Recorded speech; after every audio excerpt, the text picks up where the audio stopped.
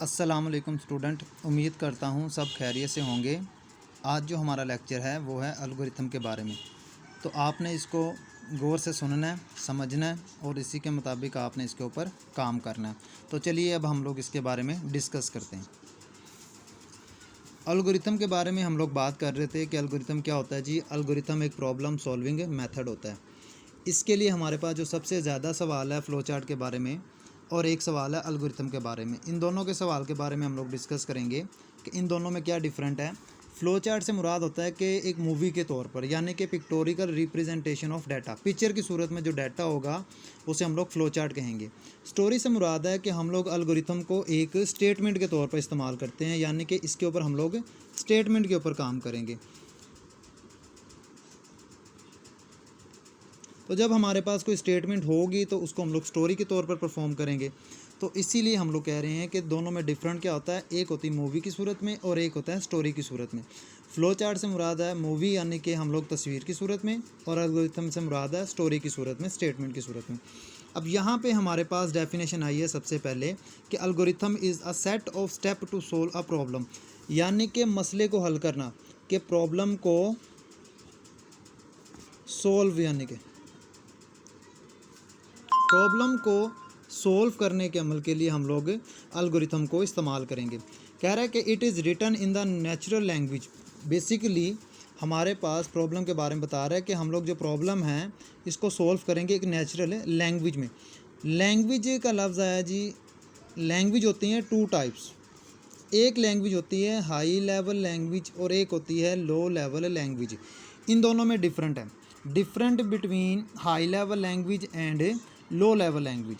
High level language से मुराद होती है कि ऐसी लैंग्वेज जो इंसानी लैंग्वेज के करीब हो, यानी कि ह्यूमन। लो लेवल से मुराद है जो कंप्यूटर के करीब हो। लो लेवल से मुराद है हमारे पास जो कंप्यूटर के करीब हो, यानी कि इन दोनों में डिफरेंट है। Different between high level and low level. तो जो हाई लेवल जो कंप्यूटर यानी कि ऐसी लैंग्वेज जो इंसान के करीब हो, हाई लेवल कहलाएगी। ऐसी लैंग्वेज जो कंप्यूटर के करीब होगी, लो लेवल कहलाएगी। आगे हमारे पास इसके बारे में है जी कि easily, so it is easily understand by the human. For example to solve the problem of the preparing the tea. एक चाय बनानी है तो हमें इसके लिए किस किस स्टेप की ज़रूरत होती है।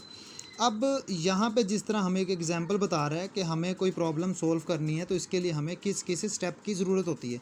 सेम एज इट इज़ अगर हम लोग कोई प्रोग्राम क्रिएट करना चाहते हैं, कोई प्रोग्राम बनाना चाहते हैं, तो इस प्रोग्राम के लिए हमारे पास सबसे पहले 3 स्टेप का होना लाजिम है। स्टेप नंबर हमारे पास 1 है कि हमने इनपुट करना है। स्टेप नंबर 2 है कि हमने इसको प्रोसेस करना है। और स्टेप नंबर 3 है, ये हमारे पास एक आउटपुट की सूरत में आएगा। तो लिहाजा ये जो हमारा भी टॉपिक है ये आगे कंटिन्यू रहेगा। तो ये जो टॉपिक था हमारा एल्गोरिथम के बारे में। इसी तरह हमारे पास एक स्टेप है कि हम लोग प्रॉब्लम को सॉल्व कर रहे हैं टी के तौर पर। तो यहाँ पे उसने बताया कि स्टार्ट करना है टेक अ टी। फिर उसके अलावा वाटर की ज़रूरत है जी। Kettle on the fire, add sugar and milk, wait till it boils, remove the kettle from fire and program is end. Same as it is कि हमने कोई प्रोग्राम को जब हमने सॉल्व करना है तो उसके लिए हमें इनपुट, प्रोसेसिंग एंड आउटपुट।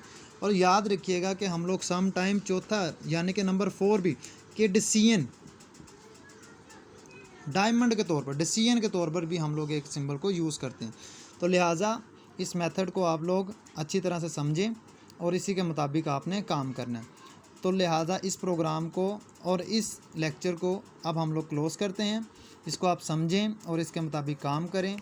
सो लिहाजा इसको लाइक करें, शेयर करें और हाँ, सब्सक्राइब करना मत भूलिएगा।